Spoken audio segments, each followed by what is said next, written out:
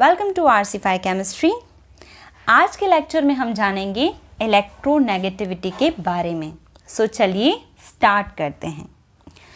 Electronegativity अगर हम definition देखें, so it is simply the ability of an atom to attract shared pair of electrons toward it.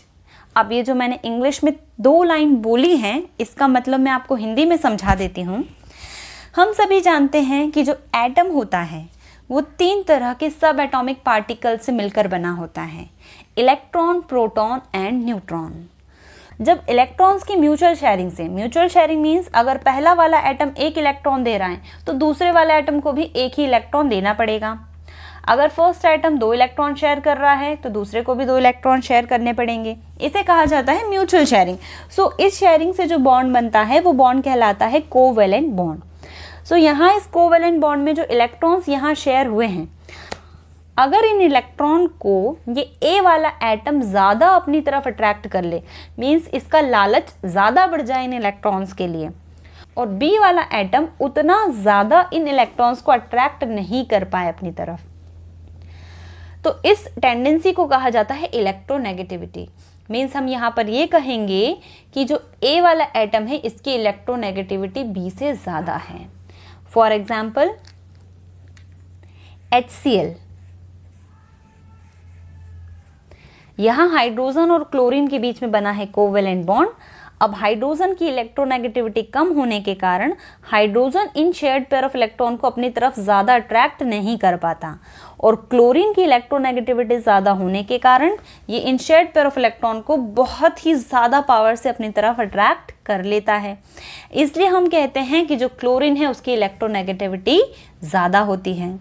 अब यहाँ पर question ये आ जाता है कि इलेक्ट्रोनेगेटिविटी ज़्यादा होती क्यों है, किसी भी एटम को इलेक्ट्रॉन का रिक्वायरमेंट ज़्यादा क्यों होगा?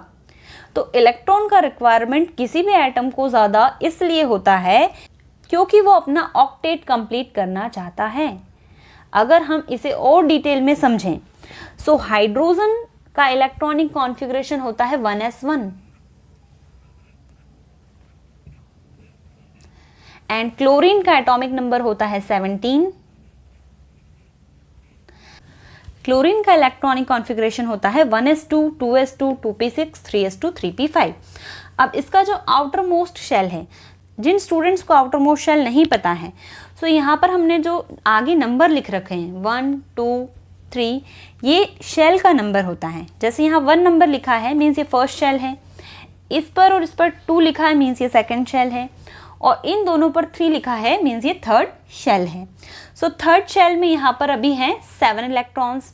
ऊपर जो नंबर लिखा हुआ होता है ये नंबर होता है इलेक्ट्रॉन्स का।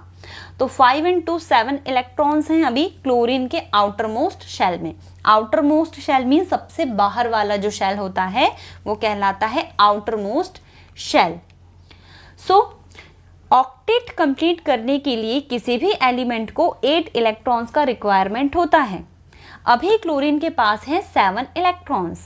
अगर क्लोरीन को 1 इलेक्ट्रॉन और मिल जाए तो इसका ऑक्टेट कंप्लीट हो जाएगा। सो अपने ऑक्टेट को कंप्लीट करने के लिए इसे 1 इलेक्ट्रॉन का रिक्वायरमेंट है। सो यहाँ क्लोरीन ने हाइड्रोजन के साथ जो बॉन्ड बनाया है, इस बॉन्ड में 1 इलेक्ट्रॉन हाइड्रोजन का भी है और क्लोरीन को चाहिए 1 इलेक्ट्रॉन अपना ऑक्टेट कंप्लीट करने के लिए। तो ये इस हाइड्रोजन के इलेक्ट्रॉन को अपनी तरफ अट्रैक्ट करता है और लेने की कोशिश करता है। एक कंडीशन ऐसी आती है जब ये बॉन्ड यहाँ पर कंप्लीटली ब्रेक हो जाता है और ये क्लोरीन इस पूरे 1 इलेक्ट्रॉन को लेकर यहाँ से निकल जाता है, जिसके कारण हाइड्रोजन पर आ जाता है पॉजिटिव चार्ज एंड क्लोरीन पर आ जाता है कंप्लीटली नेगेटिव चार्ज। अभी यहाँ पर हाइड्रोजन पर होता है पार्शियल पॉजिटिव चार्ज और क्लोरीन पर है पार्शियल नेगेटिव चार्ज। जिन स्टूडेंट्स को पार्शियल पॉजिटिव पार्शियल नेगेटिव नहीं पता है, तो बेटा ये डेल्टा का एक सिंबल होता है। इसका मीन्स होता है बहुत ही स्मॉलेस्ट क्वांटिटी में जो चार्ज है। जैसे पार्शियल पॉजिटिव हमने यहाँ पर लिखा है, इसका मतलब ये होगा कि बहुत ही स्मॉलेस्ट चार्ज, इलेक्ट्रॉन का जो चार्ज होता है उससे भी काफ़ी स्मॉल क्वांटिटी में जो चार्ज होता है, उसके लिए हम ये डेल्टा का साइन यहाँ पर यूज़ करते हैं, partial positive and partial negative, ऐसा भी आप इसे लिख सकते हैं। सो ओवरऑल अगर हम समराइज करें, so electronegativity shared pair of electrons को अपनी तरफ अट्रैक्ट करने की टेंडेंसी होती है। अगर हम पीरियड्स में आगे बढ़ते हैं तो इलेक्ट्रोनेगेटिविटी बढ़ती है, अगर डाउन द ग्रुप जाते हैं तो इलेक्ट्रोनेगेटिविटी डिक्रीज होती है।